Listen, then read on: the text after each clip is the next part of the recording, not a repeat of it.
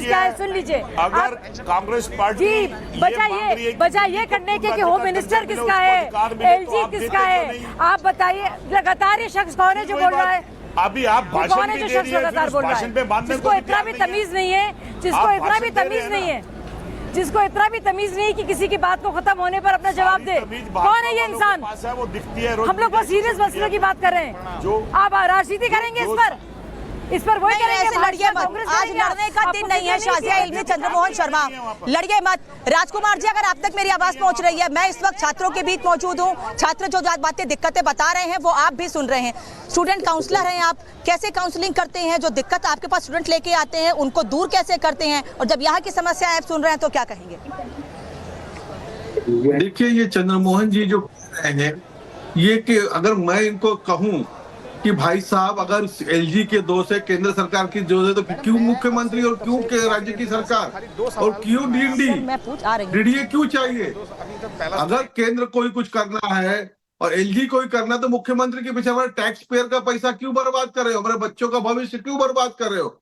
आज बच्चे देश से दिल्ली में आके पढ़ाई लिखाई करते हैं तो आपको मुख्यमंत्री की हमें जरूरत नहीं है। हम जनता को जरूरत नहीं कोई मुख्यमंत्री की, हमें कोई डीडीए की जरूरत नहीं जब कुछ नहीं कर सकते हो। जहां पार्किंग हो सकती है वहां पर आप एजुकेशन के लिए दे रहे हो। ये आपको जरा सोचना चाहिए। आप भी एक नेता है, कल चुन के आओगे तो यही करोगे। अगर आपको जनता और बच्चों को लिए कुछ नहीं करना है तो आप फिर ये वहां पे हम तो कहेंगे कि सीधा कोई मुख्यमंत्री नहीं, कोई केजरीवाल नहीं, कोई शीतल दीक्षित नहीं, कोई डीडीए की सरकार नहीं। लाखों करोड़ रुपए हमारे टैक्स पेयर का हम लोगों का क्यों जाए? और उसके जाने के बावजूद बच्चों को तकलीफ। स्कूलों को अच्छा बनाए। मैं तो कहूंगा कि आज ये कोचिंग सेंटर कोटा हो, पटना हो, दिल्ली हो, किस तरह से बच्चों से शोषण हो रहा है ये भी आप लोग गौर करिए। गौर करिए नेताओं, कितना शोषण हो रहा है बच्चों का। नीट के लिए अलग से वहां पे ही कोचिंग करनी पड़ती है, हर चीज के लिए कोचिंग करनी पड़ती है। 2.5-3 लाख रुपए की फीस दे रहे हैं, उसमें 2 रुपए की सुविधा नहीं मिल रही है इन लोगों को। एसी तो छोड़िए, ये बच्चे पढ़ने आ रहे हैं इतनी दूर, अपने घर के सर कूलर में पंखे में पढ़ाई कर लेंगे क्योंकि इनको भविष्य बनाना है अपना। लेकिन कम से कम जहां पढ़ने के लिए आ रहे हैं वहां जान की सेफ्टी तो होनी चाहिए ना। कम से कम उसको लेकर तो एमसीडी को, प्रशासन को कदम उठाने चाहिए। संजय मिश्रा से सवाल लूंगी, लेकिन उससे पहले प्रगति और प्रियंका इस वक्त मेरे साथ जुड़ी हुई हैं। प्रियंका यहीं पर हैं स्टूडेंट के साथ में जो इस वक्त यहाँ पर प्रोटेस्ट कर रहे हैं, अपनी मांग रख रहे हैं, अपनी बात रख रहे हैं। और प्रगति शैली ओबराय के घर के पास इस वक्त मौजूद है। प्रगति, हैवी डिप्लॉयमेंट है आपके पास, क्या वजह है? बिल्कुल अनामिका, देखिए मैं शैली ओबराय महापौर के आवास के बाहर थी, लेकिन फिलहाल मैं राजेंद्र नगर, ओल्ड राजेंद्र नगर में ही हूं, जहां पर छात्रों का विरोध प्रदर्शन देखने को मिल रहा है। यहां पर अब कैंडल जला दी गई है और कैंडल जलाकर फोटो लगाई गई है जिस पर लिखा हुआ है इन लविंग मेमोरी ऑफ, और उन 3 छात्रों के नाम है, उनकी फोटो नवीन, श्रेया और तान्या।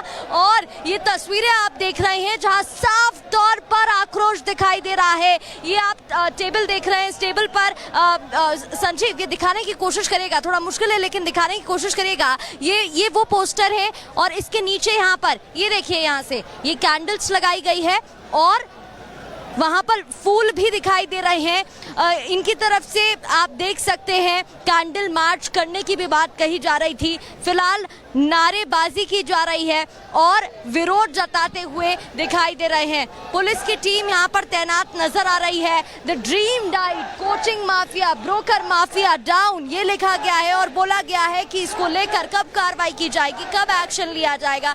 दूसरी ओर अगर हम बात करें तो सीआरपीएफ के जवान यहाँ पर हैं और आरएएफ की जो टीम है वो यहाँ पर है। लगातार मैं कहूंगी आप तस्वीरें दिखाइएगा और देखिए किस तरीके से नारेबाजी यहाँ पर देखने को मिल रही है। We want justice, we want justice, ये एक ही लाइन, एक ही स्टेटमेंट बार बार सुनाई दे रहा है इनकी तरफ से कि इन्हें जस्टिस चाहिए और जो भी गुनाहगार हैं उन पर कार्रवाई होनी चाहिए। ये देखिए, माता के, भारत माता के।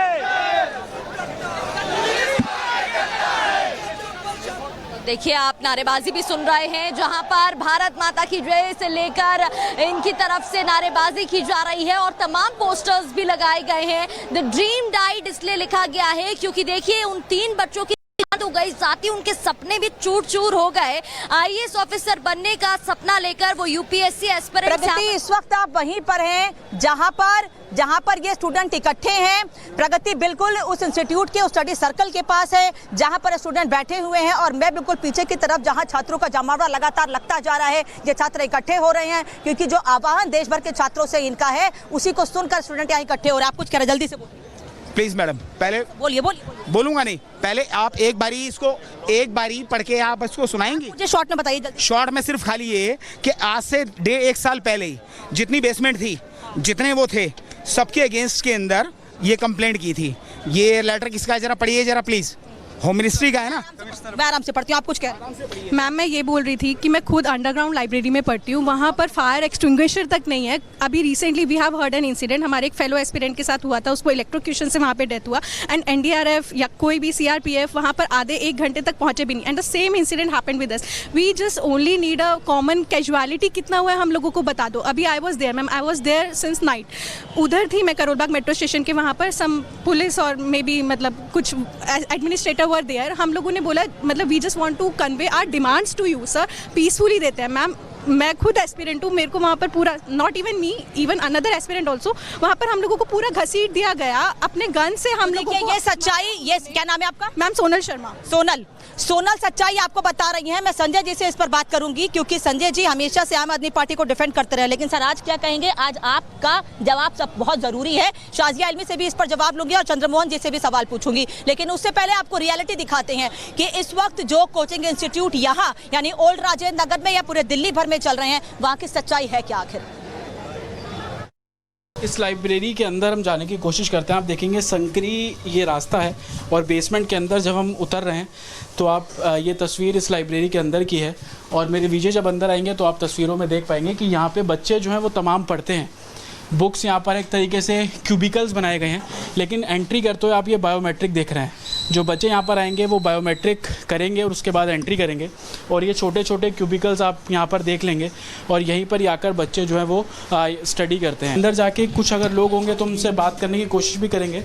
बायोमेट्रिक आपको यहाँ पर नज़र आ जाएगा, और अंदर आप ये देखेंगे बच्चे पढ़ रहे हैं। आप देखिए कोई भी अंदर नहीं जा सकता है क्योंकि बायोमेट्रिक लगा हुआ है। इस बायोमेट्रिक में जब बच्चा अपना फिंगर पंच करेगा तो उसके बाद अंदर जाएंगे, तो गेट पूरे तरीके से लॉक है, और बच्चों को आप देखेंगे कि अंदर पढ़ रहे हैं। मेरे पीछे थोड़े आगे आएंगे तो आप तस्वीरों में देखेंगे कि कितना छोटा ये इलाका है। अंदर की भी मैं आपको तस्वीर दिखाऊंगा तो छोटे छोटे क्यूबिकल्स यहाँ पर बने हुए हैं। नंबर आप यहाँ पर देख लीजिए, 46 क्यूबिकल्स हैं, इससे ज़्यादा भी है। 46 ही है या इससे ज़्यादा भी है, 47, 48 आप ये देखेंगे कि 51 तक, यानी कि एक बारी में 51 बच्चे जो है वो इस बेसमेंट में आकर पढ़ सकते हैं, और उनके छोटे छोटे क्यूबिकल्स आपको यहाँ पर साफ तौर पर नज़र आ जाएंगे। तो राजेंद्र नगर में, ओल्ड राजेंद्र नगर में इस तरीके की सैकड़ों लाइब्रेरी है जो कि